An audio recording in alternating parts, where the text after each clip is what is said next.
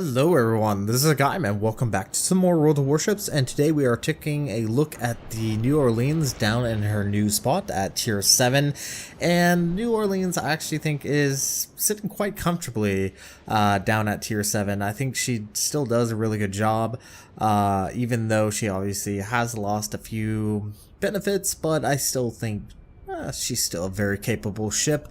We are playing on estuaries. We are essentially top tier, which is always very nice to see. We have a Sean Horse, 2 Atlantas, 2 New Orleans, a Shores, Alba, Molotov, Mahan, Sims, Mon, and a T-22 on the enemy team. There's a Leon, 3 Atlantas, New Orleans, Shores, 2 Bajanis, Mahan, Leningrad, Farragut, and Jinwei. And this is actually something you don't see all too often, with the fact that there's only one battleship in this battle, so it's definitely a cruiser and destroyer battle. And coming back to the New Orleans, as I did mention, she did lose a few, I guess, beneficial consumables, which basically means its radar no longer has that radar, but I still think she's a very capable ship. I think down at Tier 7, if played properly, she shouldn't have that big of an issue.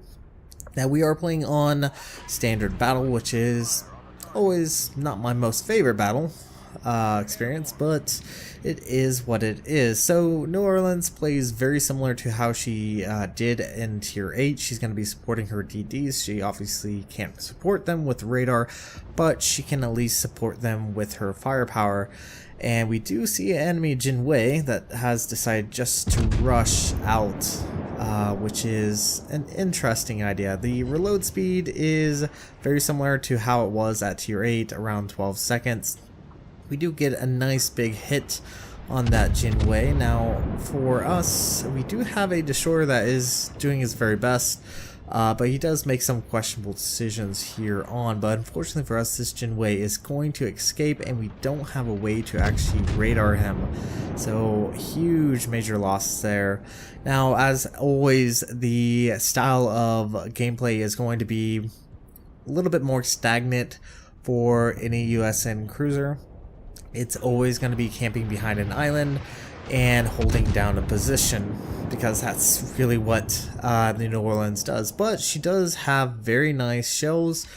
She does have the arcing that you normally see in all USN cruisers, so you do have to provide a little bit more lead than normal, and hoping to at least get maybe a Citadel on that New Orleans, but he does pull away and angle, and unfortunately we're just not getting any good option. And can we possibly get a Citadel on this New Orleans? Let's see if we can. But as you can see, the Atlanta is currently hiding behind an island, and this side is going to get a little bit difficult here in a moment. Now, for the most part, our team is starting to slowly push out the east side, and we do have a few ships heading and staying around our base, because one of the enemy destroyers did decide to try to rush us, and that didn't go out for very well for him. And actually, we do see the enemy Leningrad currently taking on our T-22, but unfortunately for our T-22, he is going to go down in a hell of gunfire. And there's the enemy Shores. The enemy Shores is a Tier 7 Russian cruiser, and it's a good long-range fire burner, but it has very weak armor, which we will see later on. So at the moment, our team is relatively even. We both have lost a destroyer, and right now it's just going to be jockeying for position. And as you can see, the New Orleans is starting to push down. He is currently spotting us and just trying to be careful. Fortunately, the detect on the New Orleans is not as good as the Tier 8. It is 10.6 kilometers. Which is unfortunate, because that does obviously mean you do have to be a little bit more careful. You're not as sneaky as she once was at Tier 8, but it's still doable, because fortunately for us, this side does not have a lot of destroyers. However, well, this side might become slightly overrun with enemy ships. So as always, very slow start off right now for this battle. It is essentially waiting for the enemy team to make a decision on whether or not to push. That's kind of the issue with standard battle. It can be very, very mellow, very reactionary, I guess you could say. It just depends on what the enemy team does or what our team decides to do. So obviously right now we are essentially playing the waiting game, and that's kind of how the US and cruisers really operate. And as I've mentioned multiple times in the Buffalo and Baltimore videos, that's pretty much how you're going to be playing your US and cruisers. You're going to be playing in a position where you can surprise your enemy team, especially with AP whenever dealing with enemy cruisers, or HE with dealing with any enemy destroyers. And we do get a Citadel on that New Orleans. We do chunk him for a good chunk of damage there. And as you can see, we're able to at least get into possibly a better position, and Atlanta actually starts coming out. And we get another Citadel on that New Orleans there. Atlanta finally decides to kind of pop out, but I don't think we're going to be lucky enough to get a Citadel. Oh, yes we do. Look at that USN AP penetration. So that is our third Citadel already. We're sitting comfortably. Now, unfortunately, as I did mention, the Sims is not being that helpful at the moment. I do ask him to whether or not he would, pop out, spots, something useful, because at the moment he's the only destroyer on the side, and he's the only one with a good enough stealth to spot enemy ships without being spotted. But instead he decides to just kind of sit back and relax. He did drop torpedoes, but those are sim torpedoes, and we can see an enemy smoke screen. So that probably will mean there is obviously a destroyer around, and it looks like our fighter craft actually did spot something, and it looks like it is the enemy stores. And like I said, stores has very, very weak armor. Double Citadel there, knocked out his engine, and the reload rate, yes, is not the greatest, but I find it somewhat manageable. Yes, it is definitely worse than the Baltimore's, but you are at tier 7, so a little bit of a difference. Let's see if we can finish off the shores. He's so incredibly low in health. The enemy team looks like they're actually starting to push out, and of course we leave the shores very, very low on health. Might actually have to fire another salvo just to finish him. Thinking one salvo should be sufficient to finish off the stores, and of course we leave him at 875 points of health. Not unfortunately what I really wanted to see, but it does look like the shim does take out the enemy shores, so now our team is officially ahead in ships. However, the Sims has got himself in a very precarious situation to where he could possibly be ambushed by enemy destroyers. So we're gonna go ahead, pop out a little bit, see if we can spot anything. We do know there was Atlanta pushing out. There's actually 2 on our side. Now Atlanta is pretty much a big destroyer, but it does have a Citadel, which does mean another Citadel, and it is very susceptible to being Citadel to death, and it doesn't have a lot of health. So it's definitely a cruiser you do not want to be out in the open and taking fire. And look at that, 1 shell, we actually get a Citadel on that Atlanta. And we are going to try our very best to try to assist our Sims, because he needs to stay alive as much as possible. It does look like the Atlanta has spotted our Sims, but double Citadel, and that is 1 dead Atlanta. And the Sim is able to live for another day. So at the moment our team is ahead in ships. However, we've just lost our Atlanta, but we're in a good position. But there are at least 5 or so ships, 6 ships on the side. And I believe for the most part, there's only me, the Sims, and myself close enough to really deal a substantial amount of damage. Because we do have cruisers that are sitting a little bit further back, not really in a great position to help, though they do have a better firing angle. Just due to the fact that they are on the western side. But unfortunately for us, we're not able to spot this Atlanta. Sims decides to rush out against a Atlanta. Will he live? I'm hoping this Atlanta will make the same mistake as the previous Atlanta, but unfortunately He's actually a little bit smarter than you anticipated. Actually pulls away, but does turn in to get all his guns on there to that Sims, and unfortunately we're not going to be able to save this Sims from the Atlanta. So unfortunately he has officially gone down, but he should be spotted there in a moment. There he is. We finish off this low health Atlanta, and once we do, we should be able to actually push up. And of course, no, just needed one more penetration, we would have got that Atlanta, but that is alright. Doing fairly decent on amount of damage, but there are still quite a few ships hanging around up north, while our team is actually starting to push into the enemy cap, and I think it is actually a very good idea to actually start pushing out. I think this is probably a good example when you need to push. You can see the enemy team, the friendly team, is pushing the enemy cap, and so we need to offer our assistance and essentially creating a scissor action, a hammer anvil action. Jinwei is spotted. Can we finish him off? This was the same destroyer we saw at the very beginning of the battle. Finally goes down, and that is kill number 2. And it does look like he did, or someone dropped torpedoes. I don't think it's the Jinwei. We'll see. Well, we were able to dodge those, so not that big of a deal.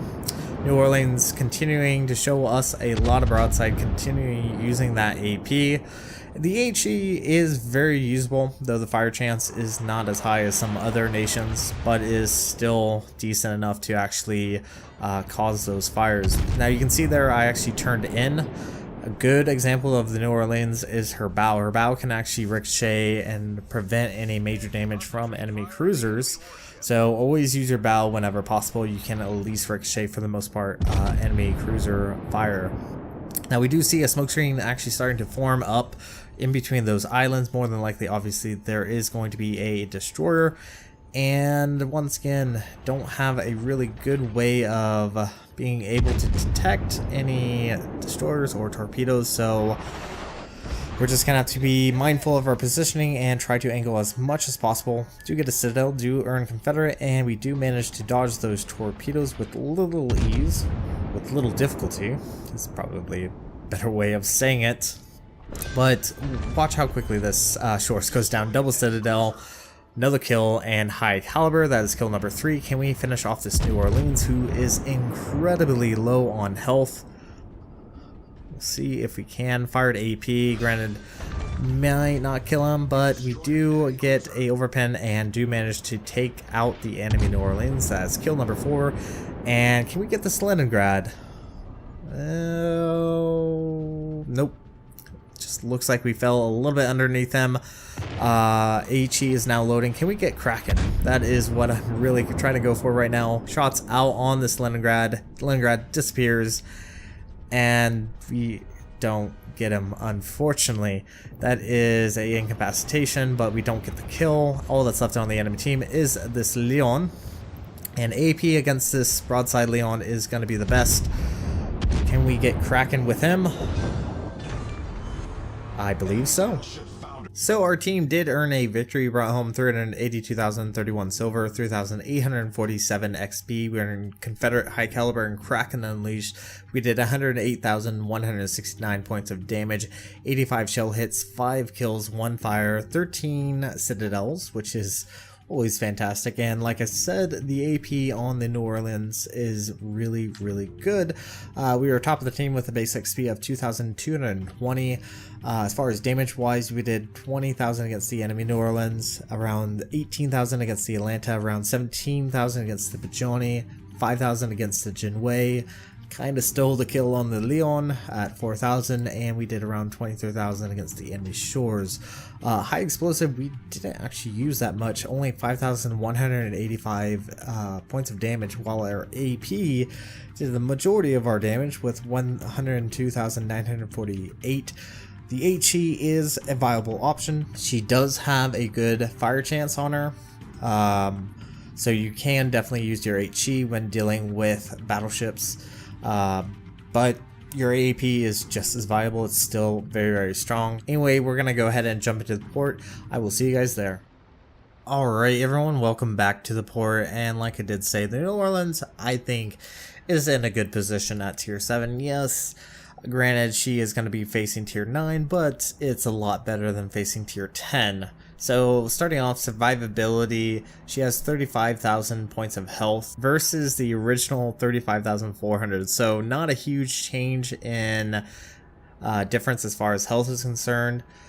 Her armor's a little bit better, 6mm to 152mm, and she has a slight decrease in the torpedo protection down at 4%. Now I did mention there for a moment that a really good idea, especially when dealing with enemy cruisers of similar tier and lower, is to go bow end. Granted, you don't have as thick armor compared to some of the higher USN cruisers, but she can at least ricochet armor piercing coming from cruisers, and you definitely want to use that for your advantage because your Citadel, well, as many people are well aware, just because it is squishy. You are extraordinarily squishy. You have a lot of area here where you do have your Citadel being shown 127mm. Down here is definitely below the waterline, so anything with a much larger caliber can actually penetrate this, so you definitely have to be extremely careful not to show a lot of broadside whenever pushing out. Moving on to the main guns, she has 3 triple 203mm. They are obviously slightly nerfed. They do have a 13-second reload time versus the 12-second that they originally did have. The turret verse is a little bit better, down at 25 seconds. Max HE damage is 2,800, and max AP damage is 4,600, which is the exact same.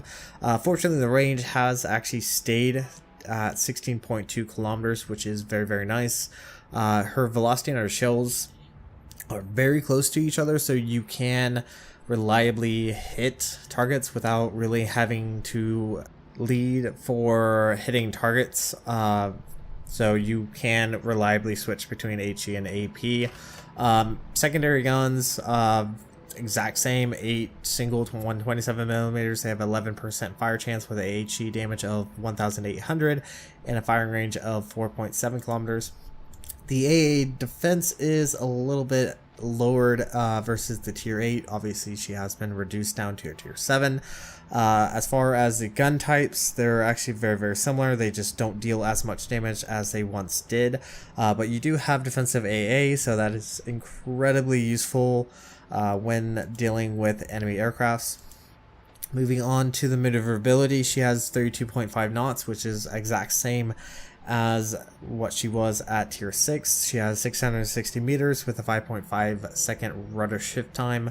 Not a lot has changed there. For the most part, New Orleans hasn't really altered that much, which is actually very, very beneficial. Her concealment is probably one of the bigger differences. Detectability range is 10.6 kilometers from the 9.1 kilometers, just due to the fact that she no longer has the option to getting the concealment module put on her. Moving on to the modules themselves, what you can get, taking a look at the upgrades, is very, very similar. Like it did say, she cannot get the concealment modules put on her. Another major difference, she can no longer get the upgrade to her guns. It is automatically there, so you don't even have to worry about that. All you have is going to be the hull upgrade and the range upgrade. Very, very beneficial for getting the hull upgrade, just because it gives you additional AA, reduced rudder shift time, and increased health. Obviously, having that additional range is very beneficial if you're trying to land shots at targets further away, which is always the best idea. Moving on to consumables, as I did mention multiple times, she no longer has the radar that was once available for her at Tier 8. She now does have the catapult fighter, which honestly I would always recommend, and she does have defensive AA with the option of getting hydroacoustics, but with the possibility of carriers being in the game, even though they're not particularly the most common of ship types. It's always beneficial to have that AA because, well, US and cruisers are considered to be one of the best anti-aircraft around. So moving on to our captain. This is only a 10-point captain. This was one of my spare captains I did have around, so the build is obviously not fully there. A priority target, expert marksman. I would always recommend getting adrenaline rush, demolition expert, superintendent, concealment expert, and probably advanced firing training. And then you could opt for, depending on how many points you have left, always a good idea is either vigilance, but if you want to buff your AA even more, going for basic firing training is always very, very beneficial. So with that, that is a quick look at the New Orleans down at Tier 7. I think she is in a good spot, more so than what the Baltimore faces, just because she is obviously a little bit reduced versus what the Baltimore is now. But yeah, I would recommend her. I think she's still a good ship. I think she's still viable and fairly strong at her tier. But anyways, this is going to be it for this video. Thank you guys so much for watching. If you like what you saw, hit the like and subscribe button. You guys have a great and fantastic day. Zaijian.